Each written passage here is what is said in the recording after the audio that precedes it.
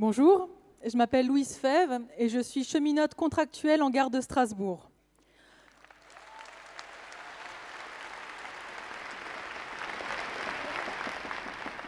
Gare où arrivent des voyageurs venant de toute l'Europe. Il y a quelques semaines, la guerre en Ukraine s'est traduite par des centaines de réfugiés ukrainiens par jour, arrivant par train. Des adultes épuisés, avec des enfants en pyjama dans les bras. Les cheminots ont pu voir une des conséquences de la guerre, une population civile la fuyant. Très vite, Farandou, le PDG de la SNCF, a emboîté le pas à la Deutsche Bahn en déclarant la gratuité des transports pour les réfugiés ukrainiens. Ce laissez-passer n'est donné qu'aux réfugiés ukrainiens.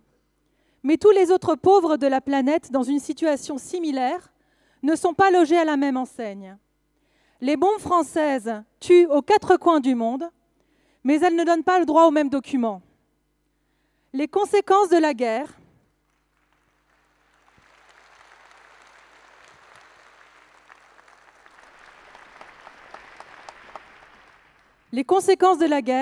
on les voit aussi quand, il y a 10 jours, en gare de Valenciennes, un jeune Érythréen est mort, électrocuté en montant sur un wagon parce qu'il voulait voyager sans être refoulé. On meurt aussi en France faute de papier. Dans les médias, la SNCF se drape d'humanisme. Mais ce sont en fait les associations qui se chargent de l'accueil des réfugiés. À Strasbourg, la plupart de ces voyageurs sont en transit après avoir parcouru des milliers de kilomètres. La SNCF n'a mis à disposition de ces réfugiés aucune salle d'accueil, aucun sanitaire. Elle se dédouane en expliquant que c'est d'abord du ressort de la préfecture. Et elle n'hésite pas à rappeler aux équipes de l'escale que les gares doivent rester fermées la nuit, car, je cite, « elles n'ont pas vocation à accueillir les migrants ». Comme le confirme d'ailleurs la présence quotidienne de la police des frontières en gare.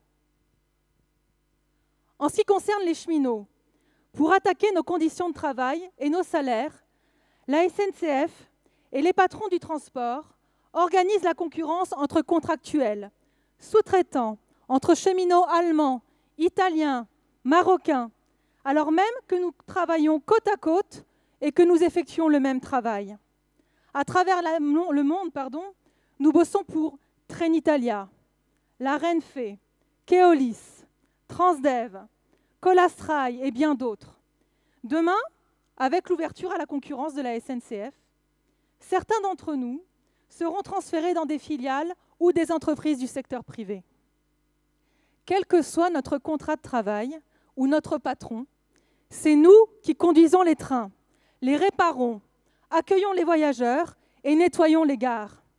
Nous avons continué à transporter voyageurs et marchandises durant le Covid et aujourd'hui, nous acheminons les produits de première nécessité jusqu'en Ukraine. Alors c'est à nous de décider. Et si c'était le cas, on n'attendrait pas 4 semaines pour mettre à disposition une salle pour des réfugiés et on n'attendrait pas une seule minute pour embaucher dans tous les services.